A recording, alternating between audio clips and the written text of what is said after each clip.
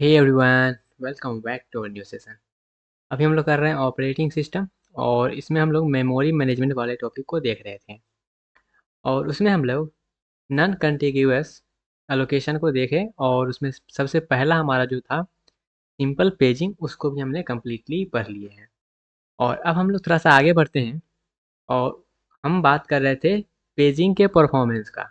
उसमें हम ये देखें कि हमारा जो टाइम था वो 2 बार मेन मेमोरी एक्सेस कर रहा है, तो वो इफ़ेक्टिव मेमोरी एक्सेस टाइम जो था वो 2M हो गया। तो हम चाहते हैं क्या उसको 2M से कम कर सकते हैं क्या? क्या उसको हम 2M से कम कर सकते हैं? तो यहाँ पे कंसेप्ट आता है किसका? Paging with TLB। अब TLB मतलब क्या होता है? TLB मेरा होता है ट्रांसलेशन लुकोसाइड बफर, ये तो इसका फुल फॉर्म है। अब ये आने से होगा क्या वो देखिएगा। हम क्या कर रहे हैं, हम सिंपल सा पहले मेन मेमोरी एक्सेस कर रहे हैं पेज टेबल के लिए, ठीक। दूसरा हम मेन मेमोरी एक्सेस कर रहे हैं अपना एक्चुअल जो हमारे पास डाटा है उसके लिए। तो हम यहाँ पे ये चाहते हैं कि हम डायरेक्टली जो पेज टेबल एक्सेस कर रहे हैं, हम डायरेक्टली पेज टेबल एक्सेस कर रहे हैं तो मेन मेमोरी एक्सेस टाइम लग रहा है।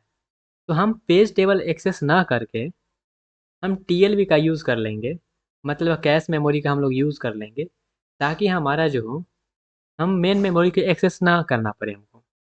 तो इसलिए हम क्या करते हैं, TLB का कंसेप्ट लगाते हैं और TLB में हम लोग जो है कैश मेमोरी का यूज़ करते हैं। और कैश मेमोरी क्या होता है, वो हमारा एक मेमोरी हो जो कि थोड़ा सा फास्ट होता है, सिंपल भाषा में बोले तो यहाँ पे हमारा जो भी इंस्ट्रक्शन होगा, मतलब कुछ जो ज़्यादातर यूज़ होता होगा पेज टेबल में, जो भी पेज होगा, पेज का नंबर वगैरह, उसको हम क्या करेंगे अपना कैश मेमोरी में रहेगा। सबसे पहले हम कैश मेमोरी को चेक करेंगे और कैश मेमोरी में चेक करने का टाइम जो होता है वो M नहीं लगता है। मेन मेमोरी हमको एक्सेस नहीं करना पड़ता है कैश मेमोरी के। कैश मेमोरी एक अलग मेमोरी है जो कि क्या होता है, साइज में थोड़ा सा छोटा होता है और स्पीड उसका ज़्यादा होता है, वहाँ पे हम पैरेलल सर्च कर सकते हैं। तो हमको यहाँ पे मेन मेमोरी एक्सेस ना करना पड़े। लेकिन यहाँ पे प्रॉब्लम ये भी है, अगर मान लेते हैं कैश मेमोरी में मेरा जो पेज नंबर है वो प्रेजेंट ना हुआ तो ना हुआ तो क्या हुआ, पेज टेबल तो है ही, पेज टेबल में तो सब डाटा है ही। तो यहाँ पे हम क्या करेंगे, TLB का यूज़ करेंगे। तो यहाँ पे दो चीज़ हो सकता है, या तो TLB में मेरा जो पेज नंबर है वो प्रेजेंट रहेगा या तो नहीं रहेगा। तो अगर प्रेजेंट रहेगा तो उसको हम लोग बोलते हैं TLB हिट, और अगर नहीं रहेगा तो उसको हम लोग बोलते हैं TLB मिस। ओके। तो paging with TLB, the use of TLB will justify only if hit ratio is high. अगर हिट रेशियो हाई रहेगा तभी हम TLB का यूज़ करना हमको जस्टिफाइबल है, अदरवाइज फालतू में हम इसको यूज़ करेंगे। ओके। तो यहाँ पे अब हमारा कहानी कैसे चलेगा वो देखिएगा।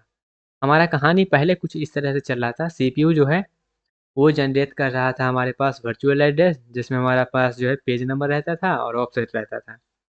तो पेज नंबर से हम क्या कर रहे थे, पेज टेबल में जाके अपना उस पेज नंबर पे हम वहाँ पे फ्रेम नंबर ले रहे थे, और फ्रेम नंबर से जो है हम फिजिकल एड्रेस स्पेस में जाके वहाँ पे हम क्या कर रहे थे, ऑफसेट ऐड करके हम मेन मेमोरी में एक्सेस कर रहे थे।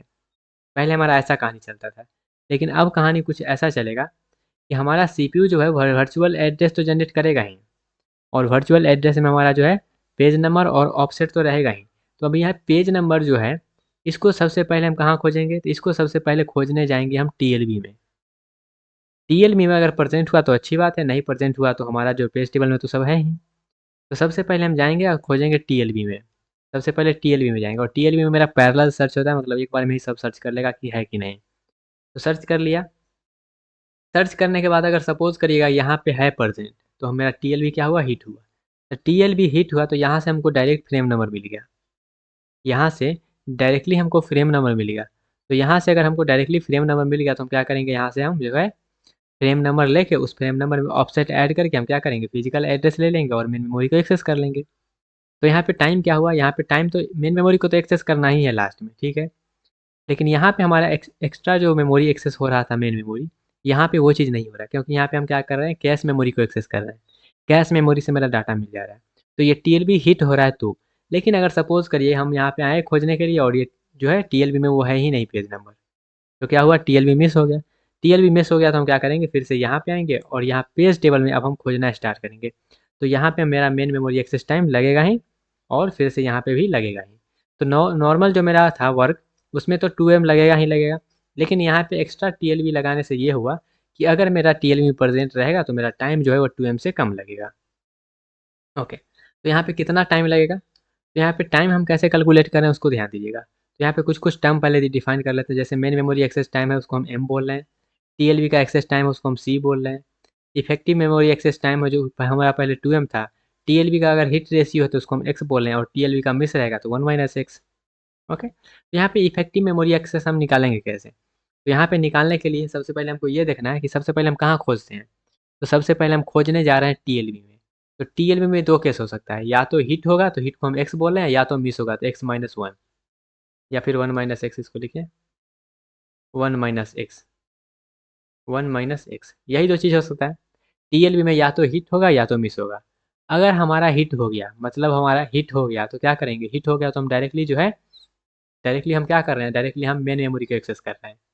डायरेक्टली अगर हम मेन मेमोरी को एक्सेस कर रहे हैं, अगर हिट हो रहा है तो सबसे पहले कैश का एक्सेस टाइम, कैश को तो एक्सेस कर ही रहे हैं, और साथ में मेन मेमोरी को एक्सेस कर रहे हैं, तो हमारा हिट होगा तो इतना ही टाइम लगेगा। ओके, लेकिन अगर मिस हो गया तो, अगर ऐसा भी हो सकता है ना कि वहाँ पे प्रेजेंट होना, तो अगर मिस हो गया तो हम क्या करेंगे, मिस हो गया तो हम इधर आएंगे, हम कैश सबसे, अगर मिस हो रहा है तो सबसे पहले कैश मेमोरी को तो एक्सेस कर ही रहे हैं ना, तो कैश मेमोरी में सबसे पहले देख रहे हैं, वहाँ से हम कहाँ आ रहे हैं, वहाँ से हम आ रहे हैं पेज टेबल में, और पेज टेबल से कहाँ जा रहे हैं, हम जा रहे हैं मेन मेमोरी में, यहाँ पे अपना फिजिकल मेमोरी में।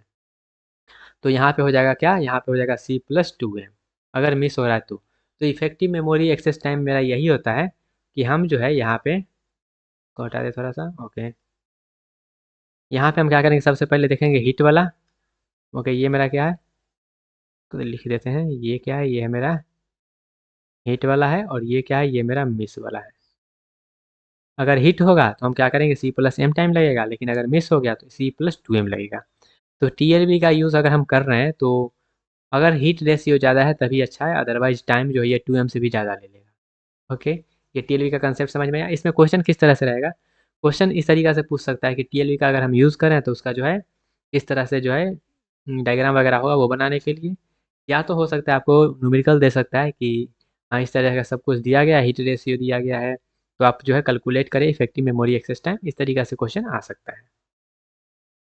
ये तो हम टीएलबी का यूज़ कर लिए। अगर मान लेते हैं आप ऐसा भी, और क्या हम इस टाइम को कम कर सकते हैं कि हम जो है फिजिकल मेमोरी में एक्सेस कर रहे हैं तो एम टाइम लग रहा है, क्या फिजिकल मेमोरी का कुछ डाटा को हम नहीं कैश मेमोरी में रख सकते हैं, बिल्कुल रख सकते हैं।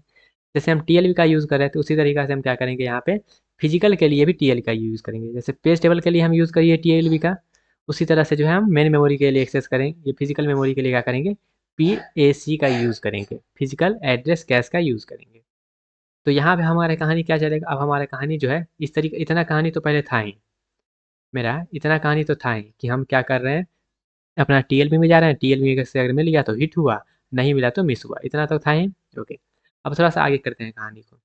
अगर मान लेते हैं टीएलबी का हिट हो गया, तो टीएलबी का हिट हो गया तो हम क्या करेंगे, वहाँ से फिजिकल एड्रेस ले लेंगे और अपना काम हो जाएगा। ओके, अब अपना काम हो गया तो हम कहाँ जा रहे थे, हम जा रहे थे अपना मेन मेमोरी में खोजने, तो यहाँ पे हम मेन मेमोरी में नहीं खोजने जाएंगे, हम जाएंगे आपसे सबसे पहले पीएससी में खोजने, क्योंकि मेन मेमोरी का कुछ डाटा जो है पीएससी में है।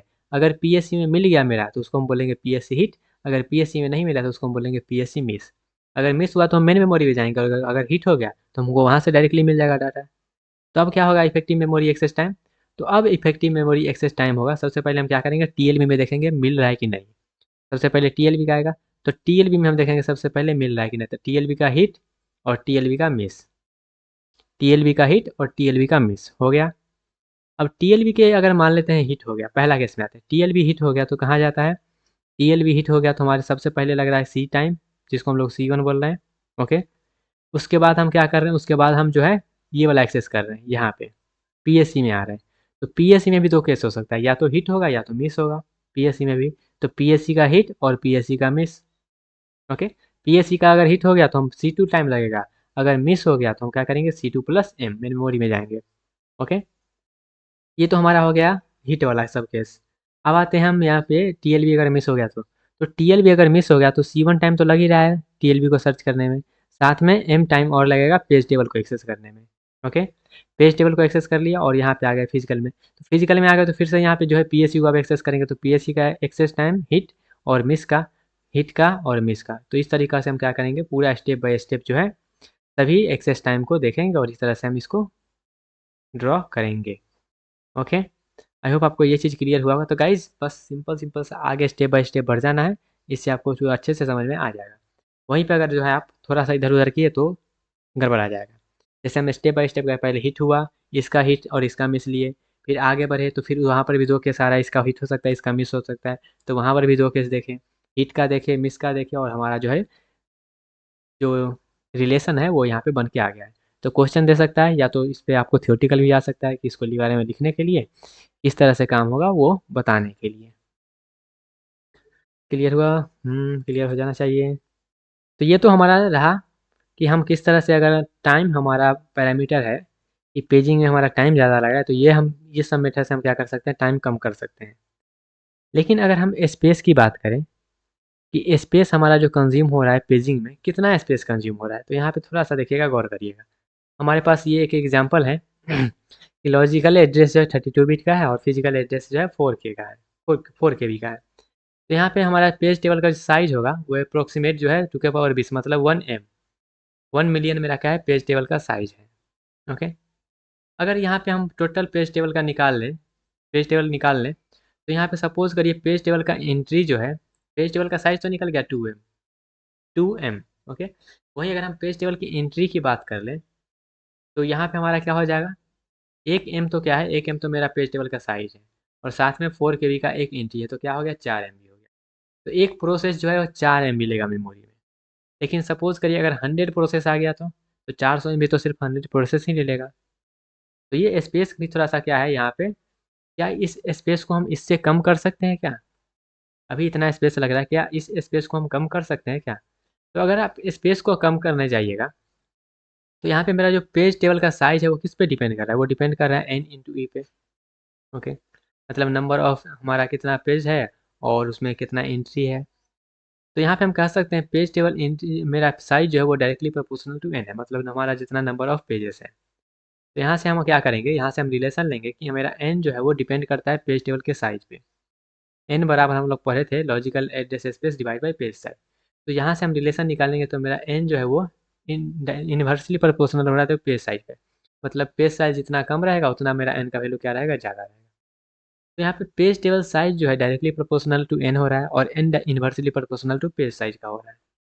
तो यहाँ से हम कह सकते हैं पेज टेबल का जो साइज है वो इन्वर्सली प्रोपोर्शनल टू है पेज साइज के। तो क्या इसको हम रिड्यूस कर सकते हैं क्या? तो अगर आप इसको रिड्यूस करिएगा, सपोज करिए यहाँ पे रिड्यूस कर रहे हैं पेज टेबल साइज का, अगर आप पेज साइज को इंक्रीज करके उसको जो है रिड्यूस करिएगा तो क्या होगा, तो इसका जो साइड इफेक्ट होगा इंटरनल फ्रेगमेंटेशन होगा। कैसे होगा देखिएगा, एक प्रोग्राम जो है वो ले रहा है 126 बाइट ले रहा है, ठीक है। तो ये जो हमारा पेज साइज जो होगा, यहाँ पे हम दो केस ले रहे हैं, अगर हम पेज साइज को लार्ज रखें या फिर पेज साइज को स्मॉल रखें। अगर पेज साइज को आप लार्ज रख रहे हैं, सपोज करिएगा हम रख रहे हैं 1024 बाइट का एक पेज। ओके, तो हमारा प्रोग्राम जो होगा 1026 बाइट का ले रहा है, तो यहाँ पे 2 पेज में ये स्टोर होगा, पेज 1 पेज 2 में, क्योंकि इसका साइज 126 है और 124 का ही है। ओके, तो 124 वाला यहाँ पे स्टोर हो गया, बच गया 2 बाइट, तो 2 बिट का हम अगला पेज में स्टोर कर लिए। और पेज का साइज सेम होता है, तो ये 1024 का है तो ये भी 1024 का होगा। तो यहाँ पे हमारा 2 ही बाइट आ रहा है, तो 1022 बाइट जो है वो फालतू में वैसे ही रह रहा है। तो इसको हम लोग क्या बोलते हैं, इसको हम लोग बोलते हैं इंटरनल फ्रेगमेंटेशन। जब हम लार्ज साइज का रख रहे हैं पेज साइज का तब, अगर हम स्मॉल रख रहे हैं पेज साइज को तो क्या होगा, तो यहाँ पे 513 हमारा जो है, अगर मान लेते हैं 2 बाइट का हमारा पेज साइज है तो हमारा क्या होगा, 513 पेजेस लगेगा और हमारा सब कुछ स्टोर हो जाएगा, तो यहाँ पे कोई भी इंटरनल फ्रेगमेंटेशन नहीं होगा।